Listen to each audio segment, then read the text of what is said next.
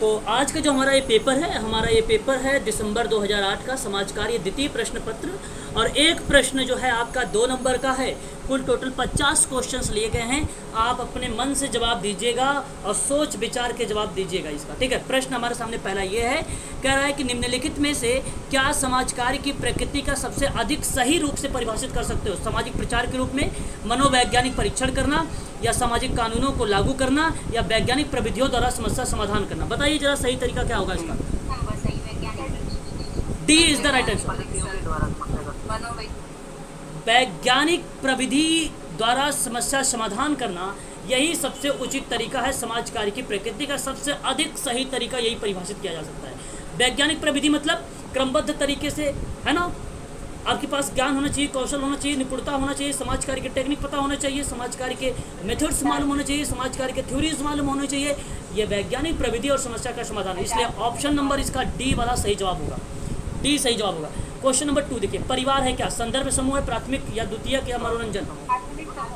प्राथमिक। Very good. यहाँ पे अगर हम बात करें प्राइमरी ग्रुप है परिवार, और आप ध्यान रखिएगा बचपन, क्या बचपन, मित्र, परिवार, ये उदाहरण है प्राथमिक समूह का। प्राथमिक समूह का मैं की भावना और वे की भावना मतलब वी फीलिंग। आप ध्यान सुनिए, दे फीलिंग, एक क्वेश्चन के साथ कई क्वेश्चन बता रहा हूँ। वे फीलिंग और दे फीलिंग की बात अगर मैं कर रहा हूँ तो ये किस में आता है? द्वितीय ग्रुप में आता है, सेकेंडरी ग्रुप में आता है ये, ठीक है, सेकेंडरी ग्रुप में आता है। इस चीज़ को आप ध्यान रखिएगा। प्रश्न नंबर 3 लेंगे। अवधारणाएं जो मापनी है कहलाती हैं क्या? Variables. Option number B correct जवाब होगा, है ना। अवधारणाएं जो मापनी होती हैं वे वेरिएबल्स कहलाती हैं। कितने लोगों को मालूम था ये बात? बताइए जरा। पता था सबको? दीपक जी नहीं मालूम, अनुमान लगाया आपने। आप बताइए वेरिएबल्स जानते हैं? वेरिएबल जानते हैं? कितने लोग जानते हैं वेरिएबल्स? जानते हैं? बहुत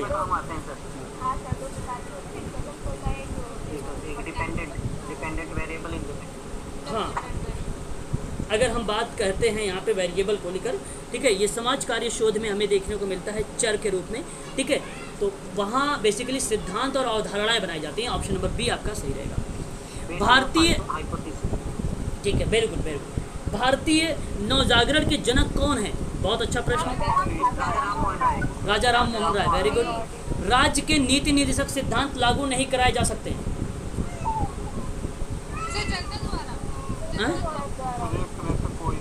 कोई नहीं होगा। ऑप्शन नंबर डी, उपयुक्त में से कोई नहीं होगा। वेरी गुड, बहुत बढ़िया, शाबाश। भूमिका पलटीकरण, भूमिका मतलब यहाँ पे इंग्लिश देखिए, भूमिका पलटीकरण का मतलब हो जाता है भाई closing related technique to role reversal. पलटीकरण एक निकट प्रविधि होती है और ये किसके अंतर्गत आती है? आप ध्यान रखिएगा, सहानुभूति के अंतर्गत आती है। किसके अंतर्गत आती है? एक्सप्रेस ऑन सिंपैथी, यानी आपका ऑप्शन नंबर बी करेक्ट रहेगा यहाँ पे। हाँ, ये उदासीनता का प्रकटन नहीं होता है। भूमिका अगर हम रिवर्स की बात करें सहानुभूति का प्रकटन होता है। अब सहानुभूति की परिभाषा जिसको मालूम होगा वो आसानी से कर लेगा। कितने लोग जानते हो सहानुभूति? बताइए, सहानुभूति किसे कहते हैं?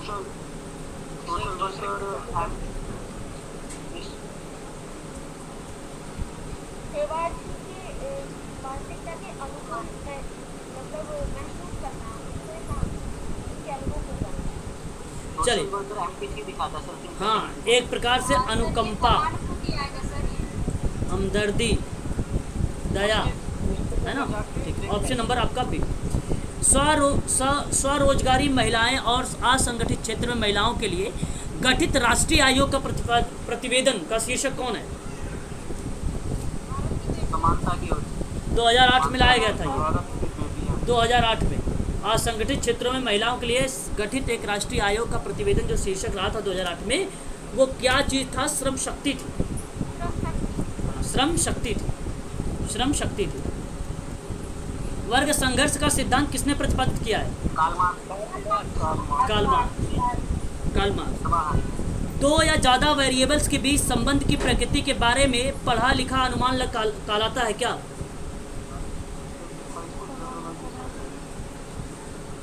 परिकल्पना किसे कहते हैं, कौन बताएगा? परिकल्पना किसे कहते हैं? तर्क के लिए किसी बात की कल्पना करना, अनुमान लगाना। अब वहीं जब दो या दो से बीच के संबंध में प्रकृति के बारे में पढ़ा लिखा अनुमान लगाते हो तो परिकल्पना नहीं कहोगे? तो फिर साफ साफ लिखा है, साफ साफ बोलो। अच्छा अच्छा ठीक है, इधर देखिए सभी लोग थोड़ा सा जूम कर लीजिए स्क्रीन। मैरी रिचमंड की पुस्तक सोशल डायग्नोसिस है 1917 वाली। बताइए पहली किताब माना था, किताब माना जाता है कौन सा?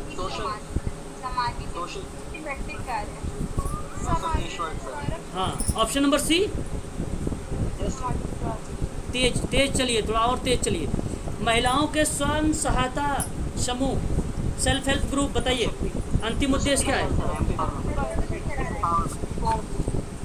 सशक्तिकरण, एम्पावरमेंट, ऑप्शन नंबर डी। कर्जा लेना थोड़ा होगा, बचत थोड़ी होगी, बीमा नहीं होगा कि जाके इंश्योरेंस कराइए, सशक्तिकरण। क्वेश्चन नंबर 12, शोध प्रारूप के आंतरिक वैधता को निम्न में से कौन सा कारण नहीं है? अंतिम वैधता का, अंतिम वैधता का, सॉरी अंतिम नहीं, आंतरिक है, आंतरिक वैधता।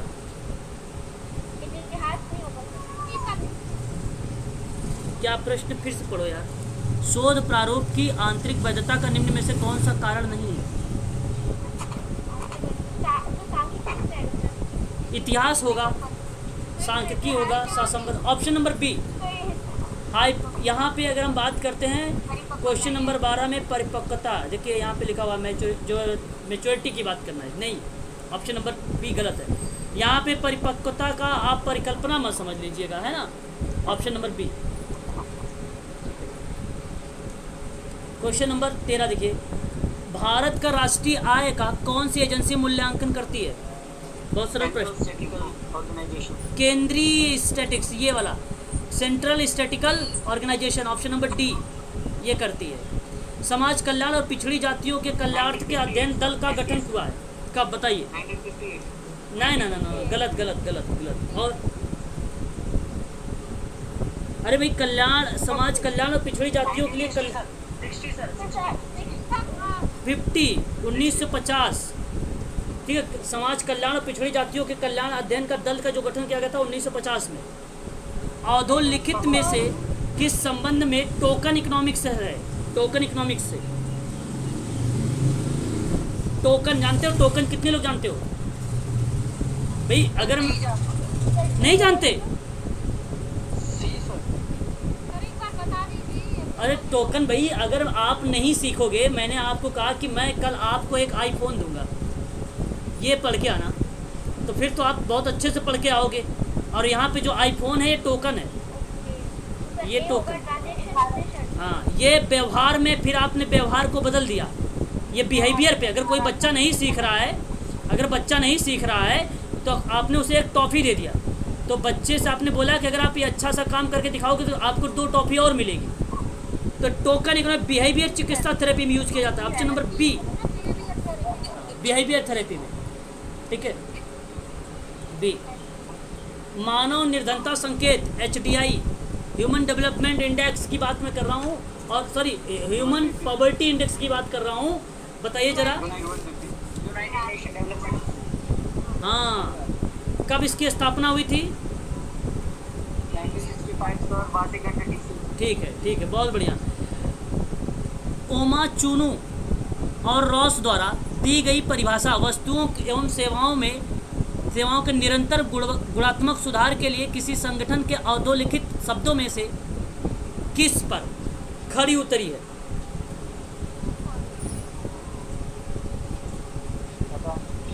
हाँ, TQM क्या होता है? टोटल क्वालिटी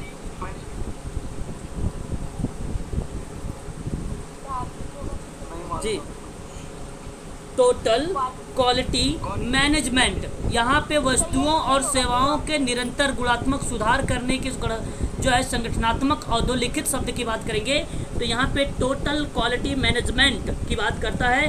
ये framework based on the belief that on organisation की बात करना। ऑप्शन नंबर आपका ए करेक्ट जवाब पहला।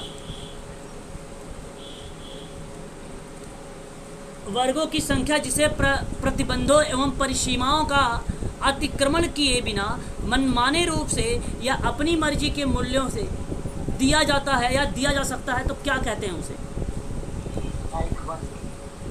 Degree of freedom. देखिए, डिग्री ऑफ फ्रीडम, ध्यान से सुनिए मेरी बात। यहाँ पे एक तो है मीन वैल्यू। मीन वैल्यू का मतलब होता है सांख्यिकी के केंद्रीय माध्य को एक नमूने के आंकड़े का जो है समांतर माध्यम या समांतर माध्य के साथ साथ औसत माध्य की जब बात हम करते हैं आंकड़ों में, तो वो मीन वैल्यू कहलाता है। और जब हम काई स्क्वायर की बात तब करते हैं जब हम सांख्यिकी का कोई भी परिकल्पना परीक्षण होता है जिसमें सांख्यिकी का नमूना वितरण काई वर्ग का वितरण होता है, जहाँ पे आप यक्स स्क्वायर के रूप में इसको रिप्रेजेंट करते हैं। और ये बेसिकली जब कोई परिकल्पना सत्य नहीं है जिसका उपयोग परीक्षण श्रेणीगत वेरिएबल के बीच में अंतर की जांच के लिए किया जाने की बात होती है, तब ऐसी कंडीशन पे हम काई स्क्वायर का परीक्षण करते हैं जहाँ पे अवलोकन की चर्चा पर चर्चा होती है, अवलोकन की चर्चा पर चर्चा होती है। और जब हम बात करते हैं यहाँ पे इसमें भी देखिए, प्रोफेसर आबे ने 1863 में दिया था, 1975 में हेल्मर्ट ने दिया था, 1900 में कार्ल मार्क्स ने दिया था काई स्क्वायर को लेकर। कार्ल पियर्सन आएगा। डिग्री ऑफ फ्रीडम जो होता है ये बेसिकली आंकड़ों में स्वतंत्रता की डिग्री की संख्या के एक आंकड़े की अंतिम गणना में मूल्यों की संख्या है जो अलग अलग होने के लिए स्वतंत्र होती है। तो यहाँ पे एक वी सिंबल होता है, वी सिंबल के रूप में जाना जाता है, और वही आप डिग्री ऑफ फ्रीडम होता है। तो degree of freedom is the right answer हो जाएगा यहाँ पर। ये बेसिकली फीसर ने दिया था। किसने दिया था? फीसर ने दिया था, तार्किक रूप से। किसके? तार्किकता पे बल दिया था। टाइप 1 एरर आप जानते हैं, मुझे बताने की जरूरत नहीं है। क्वेश्चन नंबर 19, समाज कार्य व्यवसाय को या व्यवसाय के प्रसंग में निम्नलिखित में से सही अनुक्रम आप बताइए जरा। ये प्रश्न 2021 में आया हुआ था। यहाँ पे आपको वर्ष नहीं बताना था, ठीक है।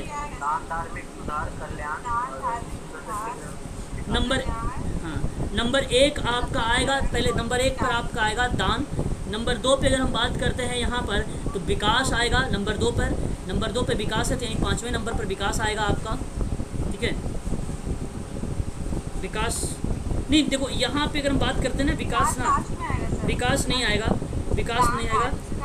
ये धार्मिक आएगा, धार्मिक आएगा, ठीक है। यहाँ पे धार्मिक आएगा, ठीक है। क्या आएगा यहाँ पे? धार्मिक, धार्मिक कल्याण होगा सर। पहले नंबर पे याद, पहले ए होगा नंबर पहले, उसके बाद नंबर 4 हो जाएगा। और उसके बाद अगर आपके बारे में हम चर्चा पर, ये द चार्ल्स एक्ट था।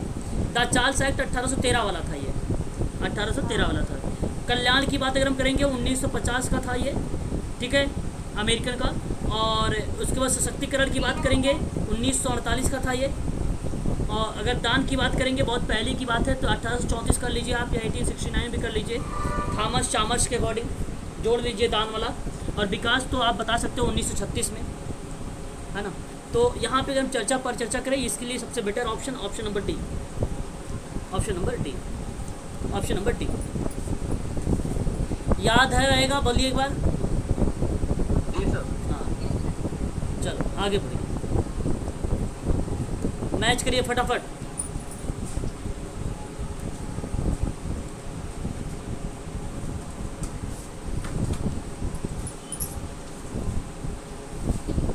नहीं मैच कर रहे हो तेजी से। कल भी करवाया था। हाँ, ऑप्शन बताओ। बी मैच कर दिया मैंने ना, स्टेनोग्राम। बी सिंपल सवाल है, आप तुरंत बताया करो। व्यक्ति वातावरण संबंधों को समझने के लिए परिस्थितिकी ढांचा केंद्र में स्थित व्यक्ति और व्यक्तियों को इर्द गिर्द व्यवस्थाओं के साथ साथ क्रियाशील होता है। बताइए, यह व्यवस्थाएं हैं। देखिए, मैं थोड़ा सा यहाँ पे चर्चा करूँगा आप लोगों से, प्रश्न अच्छा है इसलिए। देखिए, ये प्रश्न पे स्टार लगाइए। एक होता है, देखो ध्यान दीजिएगा, एक होता है माइक्रो सिस्टम। ये जो माइक्रो सिस्टम है ना, ये व्यक्ति का सबसे नज़दीक और वह सिस्टम है जिसमें उसका सीधा संपर्क होता है घर, स्कूल, टेक केयर या काम से। Micro system. और एक होता है, अगर हम बात करें मैक्रो सिस्टम, जहाँ पे सामाजिक आर्थिक स्थिति, धन, गरीबी और जाति ये शामिल की गई है और विचारधाराएं शामिल की जाती हैं, वहाँ पे ये मैक्रो सिस्टम होता है। एक होता है एक्सो सिस्टम, यहाँ पे आपकी पारिस्थितिकी ये तंत्र अपने वातावरण और गैर जीवित घटकों के साथ रहने वाले जीवों का समुदाय है या प्रणाली के रूप में बातचीत करता है। सक्रिय भागीदारी यहाँ पे नहीं होती है एक्सो सिस्टम में।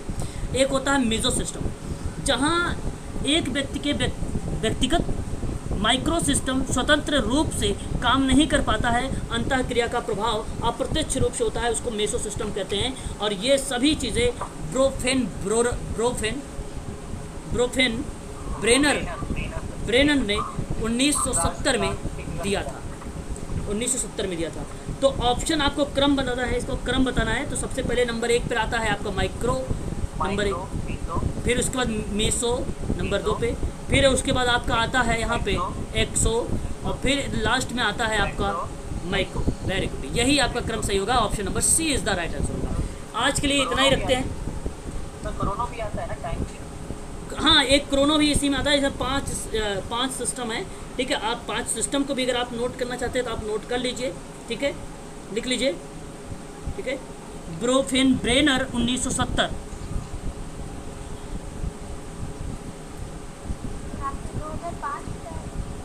1970। हाँ, माइक्रो सिस्टम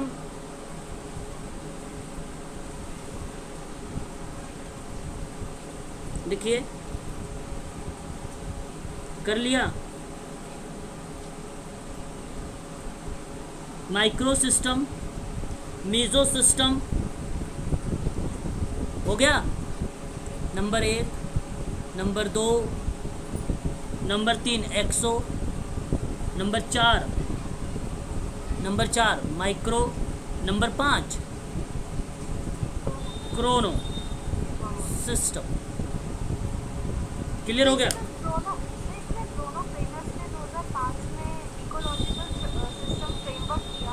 हाँ, ये इकोलॉजिकल सिस्टम या पारिस्थितिकी के तंत्र के रूप में ये जाना जाता है। ब्रोफेन ब्रेनर का पारिस्थितिकी तंत्र के सिद्धांत के नाम से ये जाना जाता है, ठीक है। इनका पूरा नाम है यूरी ब्रोफेन ब्रेनर ने ये प्रणाली तैयार किया था। इस प्रणाली जी 2005 बताया था।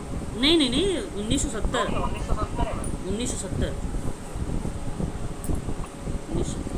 ठीक है, आज के लिए इतना ही रखिए आप लोग। कल यहीं से आगे स्टार्ट कर देंगे आप लोगों के लिए क्लास, ठीक है ना। कल आपका चलेगा, ठीक है, आपका कल जो क्लास चलेगी वो यूनिट 3 चलेगा। फिर लास्ट में आपका आधा घंटा पर डे क्वेश्चन होगा, आधे घंटे 15 मिनट पर डे क्वेश्चन किया जाएगा, ठीक है ना।